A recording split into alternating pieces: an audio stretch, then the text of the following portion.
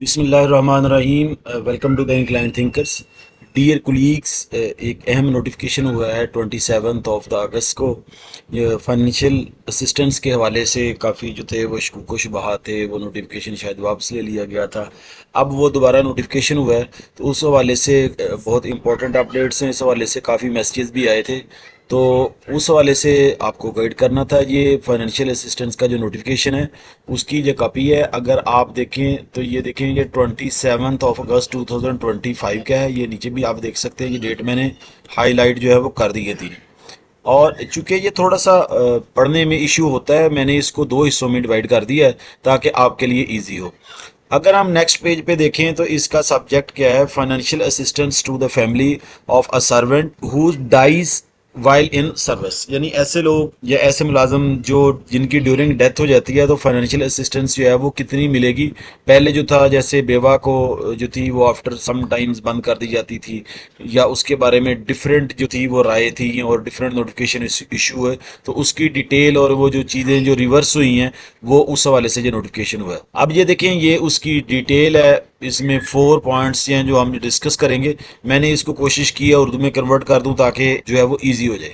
سب سے پہلا پوائنٹ ہے کہ حکومت پنجاب نے فیصلہ کیا ہے کہ اگر کوئی سرکاری ملازم دوران سروس وفات پا جائے تو اس کے خاندان کو مالی امداد دی جائے گی۔ اس کے اہل قرار پانے والے افراد درج ذیل ہوں گے۔ نمبر 1، مرد ملازم کی صورت میں اس کی بیوی یا بیویاں، یعنی اگر کوئی میل جو ہے اس کی ڈیتھ ہو جاتی ہے تو فائنینشیل اسسٹنس جو ہے وہ اس کی وائف کو ملے گی۔ ایک وائف ہے تو ایک کو ملے گی، اگر ایک سے زیادہ ہیں تو وہ ان کو ملے گی۔ اگر ہم دوسری بات کریں، اسی طرح اگر کوئی فیمیل سرونٹ ہے یا فیمیل خاتون ہیں جو جاب کرتی ہیں، اگر اس کی ڈیتھ ہو جاتی ہے تو اس کے ہسبینڈ کو جو ہے اس کی پینشن ملے گی تا وقت ہے کہ وہ سیکنڈ میرج نہ کر لے۔ جو میل ہیں ان کے کانٹیکسٹ میں بھی یہی بات ہے، اور فیمیل کے کانٹیکسٹ میں بھی وہی بات ہے کہ اگر جو ہے جو زندہ بچ جانے والا ساتھی ہے جب تک شادی نہیں کرتا تب تک جو ہے اس کو فائنینشیل اسسٹنس ملے گی۔ یعنی اگر میل کی ڈیتھ ہو جاتی ہے، فیمیل شادی نہیں کرتی تو اس کو فائنینشیل اسسٹنس جو ہے وہ ملتی رہے گی۔ اور اسی طرح اگر فیمیل کی ڈیتھ ہو گئی ہے تو میل جب تک شادی نہیں کرے گا اس کو فائنینشیل اسسٹنس جو ہے وہ ملتی رہے گی۔ یہ تو تھا میاں بیوی کے کانٹیکسٹ میں کہ اگر ایک کی ڈیتھ ہو جاتی ہے تو دوسرے ملے گی۔ اب بچوں کے کانٹیکسٹ میں جو ہے ہم بات کرنے لگے ہیں کہ ان میں کس کس کو فائنینشیل اسسٹنس جو ہے وہ ملے گی۔ اب دیکھیں جی، جس کی ڈیتھ ہو جاتی ہے اس کے بچوں کو ملے گی۔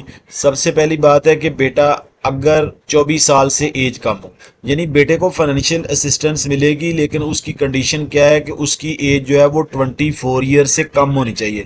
جیسے اس کی ایج 24 ایئر سے زیادہ ہوگی تو اس کی فائنینشیل اسسٹنس جو ہے وہ بند ہو جائے گی۔ اس کے بعد بیٹی کی بات ہے تو بیٹی کو تب تک ملے گی جب تک وہ ان میریڈ ہے، تب تک اس کو فائنینشیل اسسٹنس جو ہے وہ ملتی رہے گی۔ اس کے بعد اگر جس کی ڈیتھ ہو جاتی ہے اس کے بچے جو ہیں وہ جسمانی ہیں یا ذہنی معذور ہیں تو ان کی عمر کو دیکھتے ہوئے جو ہے وہ ان کو فائنینشیل اسسٹنس جو ہے وہ دی جائے گی۔